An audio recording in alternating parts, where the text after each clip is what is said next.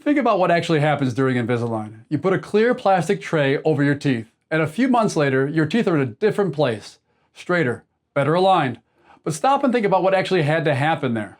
Your teeth are anchored in solid bone. That's not soft tissue, that's bone. The same material that holds your whole skeleton together. So how does a thin piece of plastic move a tooth that's set in bone?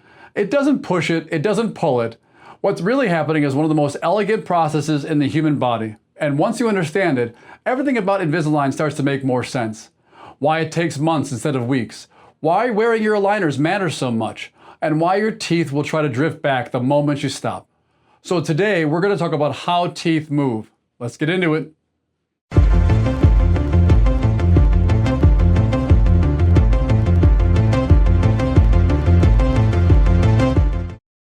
What's up everyone, Dr. Eric Jackson here, hope you're doing well. I've been an Invisalign provider for over 20 years now, and this is the video where we're going under the surface. Literally, we're going below the gum line to understand how teeth move. Let me start by correcting a picture that most people carry around in their heads. Most people imagine a tooth like a fence post set in concrete, driven straight down into the bone, locked in place, completely rigid. That's not how it works at all. Your tooth is not fused to the bone. If it were, it could never move, and orthodontics wouldn't exist. Instead, every tooth in your mouth is suspended in its socket by a layer of living tissue. The tooth hangs in the socket. It's held, cushioned, and connected to the bone by this tissue, but it's not fused to it. Think of a trampoline. The mat in the middle is the tooth. The springs around the edge connect the mat to the solid frame. The mat isn't bolted to the frame. It's suspended by all those springs, and that's exactly why it can move and flex. Your tooth works the same way. That layer of springs has a name, and it's the single most important structure for understanding everything we're about to talk about. That layer is called the periodontal ligament. We abbreviate it PDL, and I'll use that term throughout the rest of the video, so let me make it stick right now. Periodontal just means around the tooth. Ligament is a band of connective tissue, the same family of tissue that connects bone to bone in your knee or your shoulder. So the periodontal ligament is a thin band of connective tissue that wraps around the root of every tooth and connects the root to the surrounding bone. It's incredibly thin, about the thickness of a sheet of paper, maybe 1/5 of a millimeter. But don't let the size fool you. This little ligament is doing an enormous amount of work every single day, and you've never once noticed it. When you bite into something hard, an almond, a piece of crusty bread, your teeth don't crack against your jaw like two rocks. The PDL acts as a shock absorber, compressing slightly to cushion the force. It's the suspension system of your car. Hit a pothole and the springs and shocks absorb the jolt, so the frame of the car doesn't take the full hit. Every time you chew, your PDL is doing that, quietly, thousands of times a day. It's also packed with nerve endings, which is how you feel a single piece of popcorn hull stuck between your teeth, or sense exactly how hard you're biting down. That's the PDL reporting back to your brain. Here's the part that matters most for Invisalign. The PDL is not a passive cushion. It's a living, active tissue, and it's constantly listening to the forces placed on your teeth. It responds to pressure, and that responsiveness, that ability to sense force and react to it, is the entire mechanism that orthodontics exploits. Your teeth are actually moving all the time, in tiny amounts, in response to the everyday forces of chewing, swallowing, and even the gentle resting pressure of the tongue and lips. You have a natural equilibrium, a balance point where the push from your tongue on the inside and the push from your cheeks and lip on the outside hold each tooth right where it is. Orthodontics is simply the science of taking control of these forces, applying them deliberately in a planned direction, and letting the PDL that would do already what it knows how to do, respond. We're not forcing teeth to do something unnatural. We're guiding a process your body performs on its own. So let's get to the actual mechanism. How does the pressure from an aligner turn into a tooth that has physically moved through bone? When your aligner pushes on a tooth, it creates two different zones around a tooth's root, and they're on opposite sides. On the side that the tooth is being pushed towards, the PDL gets compressed, squeezed against the bone. We call that the pressure side. On the opposite side, the tooth is being pulled away from the bone, so the PDL gets stretched. We call that the tension side. Pressure on one side, tension on the other, at the very same time. Now here's where it gets remarkable. Your body reads these two zones completely differently and responds to each one with a different crew of specialized cells. On the pressure side, where the ligament is compressed, your body needs to get bone out of the way, so the tooth has somewhere to go. So it sends in cells that dissolve and remove bone. On the tension side, where the ligament is stretched, your body senses that a gap is opening up, and it doesn't like empty space. So it sends in a different set of cells to build brand new bone and fill in that gap behind the tooth. Remove bone in front, build bone behind. The tooth migrates through the jaw and the bone remodels around it the entire way. This process has a name, bone remodeling, and the two crews doing the work together deserve to be introduced by name. The cells that remove bone on the pressure side are called osteoclasts. The cells that build bone on the tension side are called osteoblasts. I know these sound almost identical, so here's the trick I give my patients to keep them straight. Osteoclasts, think claw. They claw bone away. They're the demolition crew. Osteoblasts, think build. They build bone up. They're the construction crew. Class claw away, blast builds. Picture a building being carefully relocated down a city block. Ahead of the building, you've got a demolition crew clearing out the old structures, so there's a path to move into.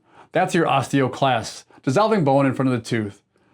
And right behind the building, as it inches forward, you've got a construction crew laying new foundation in an empty space it leaves behind. That's your osteoblast, building fresh bone. The building moves down the block, but at no point is there a gap or a hole, because demolition in front and construction behind are perfectly coordinated. That's precisely how your tooth travels through your jaw during Invisalign. The aligner provides the gentle, sustained direction. Your osteoclasts clear a path, your osteoblasts build behind. And week by week, tray by tray, the tooth arrives at its planned position with solid bone packed all around it. It's not being dragged through your jaw. Your body is actively rebuilding your jaw around the new position, one microscopic layer at a time. When people find out this is what's happening inside their mouths, they're floored, and they should be. This is one of the most quietly remarkable things the human body pulls off. The osteoclasts and osteoblasts can only work so fast. They need time to dissolve bone, time to build bone, and time to let that bone mature and harden to something stable. You can't rush a living process by pushing it harder. Think about cooking a turkey. You don't cut the total cook time in half by doubling the oven temperature. That's just not how cooking works. Crank up the heat and you'll end up with a burnt bird that's still raw in the middle. Bone remodeling in orthodontics is the same.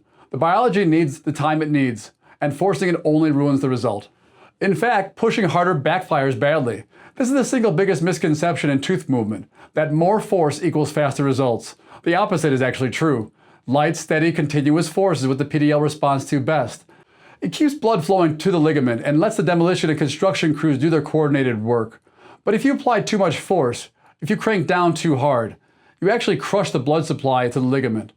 The cells in that area get starved, and the whole remodeling process stalls out. Heavy force doesn't move teeth faster. It can stop them from moving at all, and it risks damaging the root and the bone in the process. This is exactly why Invisalign works the way it does. Each tray is engineered to move your teeth a small specific amount, typically around 1/4 of a millimeter per tray. Small movements, gentle forces, one step at a time. You wear each tray for a week, the bone remodels to catch up, and then you advance to the next one. It's a marathon run at a deliberate pace, not a sprint. And the pace is set by your biology, not by the plastic. Now I want to show you something that separates a good result from a truly excellent one, because not all tooth movement is created equal. Picture your tooth again. It's got two main parts, the crown, which is the part you see above the gum, and the root, which is the part anchored down in the bone. When you apply a simple push to the top of a tooth, the easiest thing to make happen is for the crown to tip in the direction you're pushing while the root's tip stays put, almost like a lever pivoting around a point in the middle. We call that tipping. From the front, the tooth might suddenly look more beautifully straight, but the root hasn't actually come along for the ride. It's still sitting where it started, just angled. The much harder, more valuable kind of movement is where the entire tooth moves together, crown and root traveling as one unit, so the whole tooth ends up properly upright in the bone. We call that bodily movement. This is the difference between a tooth that just looks straight in a photo and a tooth that is truly structurally well positioned, stable, healthy, and built to last. Achieving bodily movement instead of simple tipping is where the real skill of treatment planning lives, and it's a big part of why two Invisalign cases on paper can produce very different results in the real world. And here's why that matters beyond just looks. A tooth is built to handle the force of chewing best when the force travels straight down its long axis, from the crown down through the root, in line. When the root is upright and aligned under the crown, the load is balanced and supported through the entire tooth. Think of the difference between a diving board and a piling driven straight down into the ground. Push down on the end of the diving board and it bends and it bounces. Because the force is hitting it at an angle it wasn't built to absorb. Drive force straight down into a vertical piling and it transfers cleanly into the ground. No bending because it's loaded right along its axis. A tipped tooth is the diving board. A properly uprighted tooth is the piling. We want that straight, balanced load so the tooth carries every bite as evenly as possible, instead of absorbing it off angle year after year. This is the same principle we use in implant dentistry when we decide exactly at what angle and where to place a dental implant. We want the bite force running straight down the axis, not off to the side. So how do we get a smooth piece of plastic to perform that sophisticated movement? To move the root, not just tip the crown? The answer is attachments. If you've watched my earlier videos in this series, you've heard me mention these. Attachments are small tooth-colored bumps of dental composite, the same material we use for tooth-colored fillings. Then we bond directly onto specific teeth at precise spots. They're nearly invisible, and they're not random. Every attachment is placed exactly where the treatment plan calls for it. Here's what they do. A smooth aligner sliding over a smooth tooth can really only push. It can tip a crown. But the moment you add a small bump to the tooth, the aligner now has something to grab onto. A handle, a point of leverage. That grip lets the aligner deliver a more complex controlled force, the kind that can rotate a tooth that's twisted, or push a root through the bone for true bodily movement, or pull a tooth down that's sitting too high. Attachments are how a clear tray gets the precise grip it needs to do real orthodontic work, not just cosmetic tipping. They're a quiet piece of engineering, and they're a big reason the system can be as predictable as it is. This is actually the clearest way to understand what went wrong with the mail-order do-it-yourself aligner companies, the ones that send trays directly to your house with no dentist involved. You might remember Smile Direct Club, which closed its doors back in 2023. Here's the thing, attachments have to be placed by a dentist in person. You simply cannot bond them onto your own teeth at home. So a system with no dentist had no attachments, which meant it could really only do simple tipping movements, a small slice of cases that don't need anything more. The technology was fine for that narrow slice. The trouble was that it got used far more than it could properly handle. And with no dentist in the chair, there was nobody to look at the given mouth and say whether that person was actually in that small group it could help, or well outside it. The patient had no way to know, and no one was there to tell him. That's not a knock on the technology. It's just the wrong tool for most of the job, used without the one person who could tell the difference. This brings us to a concept that honestly determines whether your whole treatment succeeds or struggles. It's called tracking. Every aligner in your series is manufactured to fit your teeth as they're projected to be at that specific stage. Not where they are today, but a 1/4 millimeter ahead, where the plan says they should be at the end of that tray. So when you put a fresh tray in, it shouldn't fit perfectly. It should actually fit slightly tight, with a little bit of pressure, because it's holding the target position and gently coaxing your teeth towards it.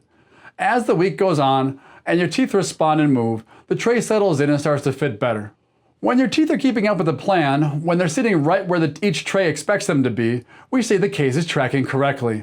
The aligners fit cleanly, edge to edge, with no gaps. That's the green light to move on to the next tray. But here's the problem. If a tray doesn't get enough wear time, if it's only in for 14 or 16 hours a day instead of 22, the teeth don't move far enough to catch up with the plan. Now the next tray, which was built assuming your last movement already happened completely, doesn't fit right. You'll see a little gap open up between the tray and the tops of your teeth. That gap is a warning sign. That's the case tracking incorrectly, and it means your teeth have fallen behind the digital plan. And this is the crucial part.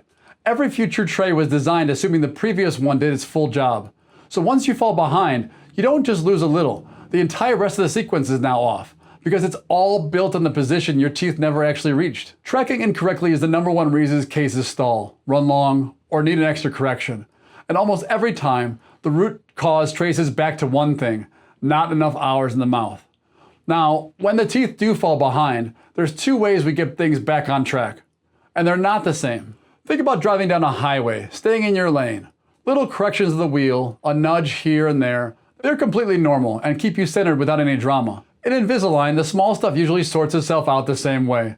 And at the very end, if the biology didn't move everything exactly as planned, we finish what's called a refinement, a short series of extra aligners that polishes those last details and brings the case home.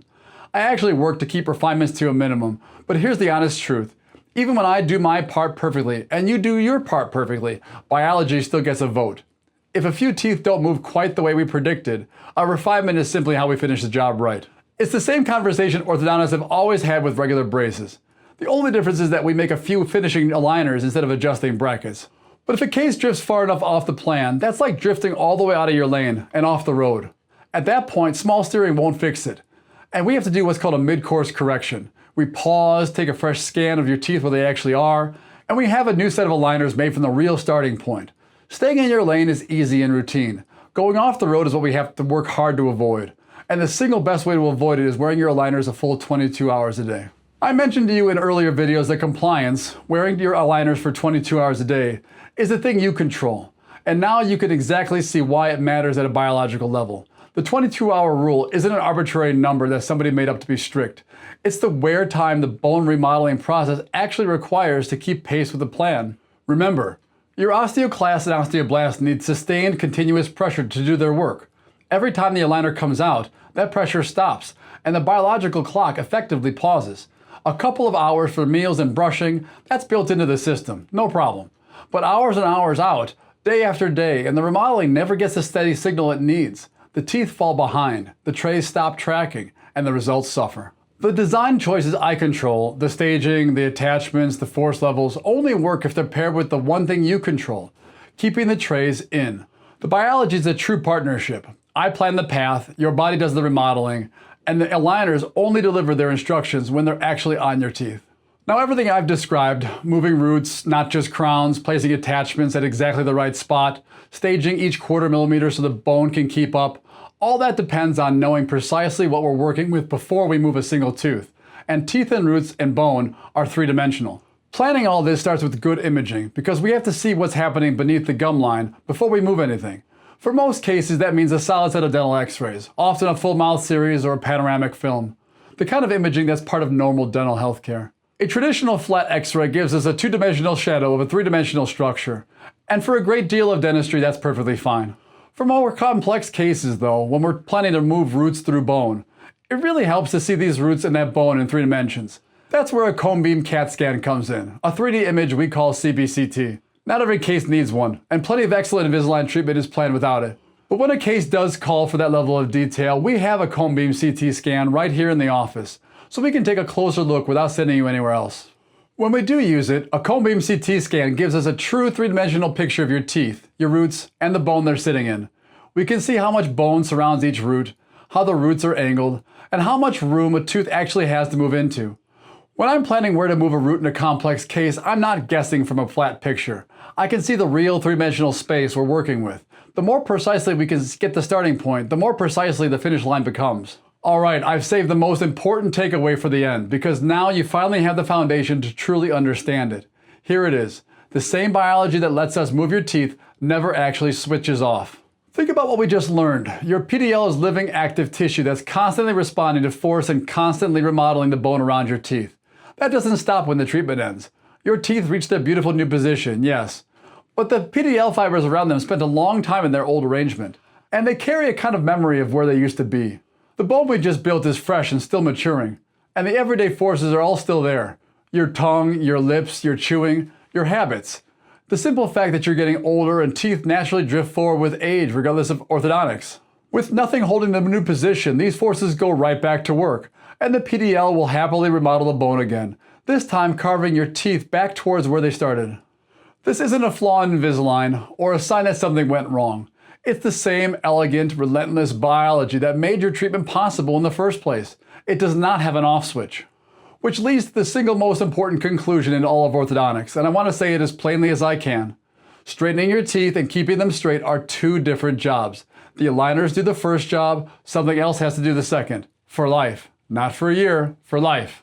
So that's what Invisalign actually does to your teeth. It doesn't push or drag them. It taps into one of the most elegant processes your body already performs, using gentle, sustained, precisely planned force to let your own cells remodel the bone and carry each tooth to a better place. The PDL senses the pressure, the osteoclasts clear the path, the osteoblasts build behind, and the whole thing runs on your biology's clock, which is exactly why patience and compliance matter as much as they do. In the next video in this series, we're going beyond the mouth entirely, because crooked teeth aren't only a cosmetic issue. Misalignment can affect your airway, your sleep, your jaw joints, how well you chew, and even your posture. That video is what crooked teeth are actually doing to your body, and it might be the most eye-opening one in the whole series. If you didn't catch any priors prior to this one in the series, I'll link them below. So come see us, Jackson Family Dentistry, 2033 Ogden Avenue in Downers Grove, Illinois, about a mile east of I-88 and I-355. 630-963-6750, or find us at jacksonfamilydentistry.us. New patients are always welcome, and we would love to take care of you. I'm extremely passionate about modern dentistry, and I love discussing it. If you have questions about today's video, drop them in the comments below. I actually read them. If you found this helpful, consider subscribing to the channel. We put out new videos like this all the time.